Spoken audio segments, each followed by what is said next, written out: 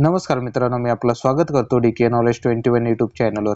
मित्रांनो, आज आपण या व्हिडिओमध्ये सार्वजनिक बांधकाम विभागाचा जो काही रिझल्ट लागला आहे त्याविषयी आज आपण या व्हिडिओमध्ये डिटेलमध्ये बघणार आहोत। पण त्याआधी तुम्ही जर नवीन असाल तर आपल्या डीके नॉलेज 21 यूट्यूब चॅनल नक्की सबस्क्राइब करा आणि शेजारची बेल आयकॉन नक्की प्रेस करा, जेणेकरून तुमचे असेच महत्त्वाचे अपडेट मिस होणार नाही। आणि मित्रांनो, तुमचा एक सबस्क्राइब आणि एक लाईक आमच्यासाठी खूप महत्त्वाचा आहे, त्यासाठी प्लीज आपले चॅनल सबस्क्राइब करा आणि व्हिडिओला लाईक आणि शेअर करायला विसरू नका। चला तर व्हिडिओ सुरू करूया। मित्रांनो, आज आपण या व्हिडिओमध्ये सार्वजनिक बांधकाम विभाग म्हणजे पीडब्ल्यूडीचा जो काही रिझल्ट जाहीर झाला आहे त्याविषयी आज आपण या व्हिडिओमध्ये बघणार आहोत। त्यामध्ये आता कोणत्या पदाचा हा रिझल्ट लागला आहे ते आता आपण बघूया। त्यामध्ये पदाचं नाव आहे मित्रांनो सिव्हिल इंजिनियर असिस्टंट, या पदाचा हा रिझल्ट डिक्लेअर झाला आहे मित्रांनो। सिव्हिल इंजिनियर असिस्टंट म्हणजेच मित्रांनो स्थापत्य अभियांत्रिकी सहाय्यक, या पदाचा हा रिझल्ट आहे मित्रांनो। आता यामध्ये जर डिटेलमध्ये जर बघितलं तर पहिल्या कॉलममध्ये हा तुमचा ॲप्लिकेशन सिक्वेन्स नंबर आहे, त्यानंतर रोल नंबर आहे, त्यानंतर ॲप्लिकंट नेम आहे, त्यानंतर मार्क आफ्टर ऑब्जेक्शन आहे आणि शेवटी मार्क आफ्टर नॉर्मलायझेशन असे हे कॉलम आहे मित्रांनो। एक नंबरचा जो विद्यार्थी आहे तो म्हणजे सुदर्शन रंगनाथ बांगर।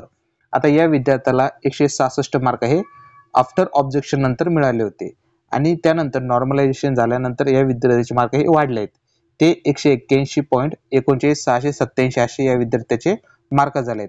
त्यानंतर 2 नंबरला जर बघितलं तर दर्शना सुनीलराव दहीट, या विद्यार्थिनीचे मार्क 164 मार्क होते आणि नॉर्मलायझेशन झाल्यानंतर 179.74,499 असे या विद्यार्थिनीला मार्क पडले आहेत। असेच तुम्ही जर प्रत्येक विद्यार्थ्याचं जर बघितलं तर या ठिकाणी मार्क आफ्टर ऑब्जेक्शन आहेत आणि त्यासमोर नॉर्मलायझेशन झाल्यानंतर जे काही मार्क आहेत ते त्यासमोर दिले आहेत। आता प्रत्येक विद्यार्थ्याचे काहींचे मार्क वाढले आहेत, आता काहींचे 166 आहेत, त्यासमोर जर बघितलं तर 172 मार्क झाले आहेत, काहींचे 156 मार्क आहेत, त्यांचे 173 मार्क झाले आहेत।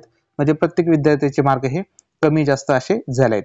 तुम्हाला जर ही पीडीएफ जर बघायची असेल तर मी ही पीडीएफ आपल्या टेलिग्राम चॅनलवर टाकली आहे, त्या ठिकाणी जाऊन तुम्ही बघू शकता आणि आपल्या टेलिग्राम चॅनलची लिंक ही मी आपल्या डिस्क्रिप्शन मध्ये देत आहे, त्या ठिकाणी जाऊन तुम्ही आपले टेलिग्राम चॅनल जॉईन करू शकता। आणि मित्रांनो, तुम्हाला अजून कोणत्या पदाचा जर रिझल्ट बघायचा असेल तर ते कमेंट बॉक्समध्ये नक्की सांगा, व्हिडिओ बनवण्याचा प्रयत्न मी लवकरच करेल।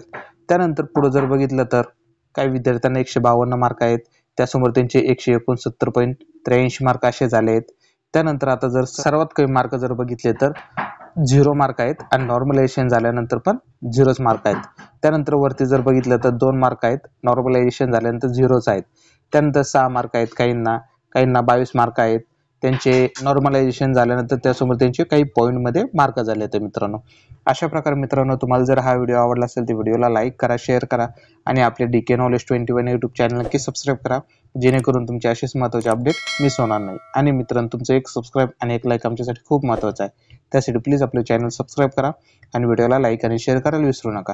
धन्यवाद।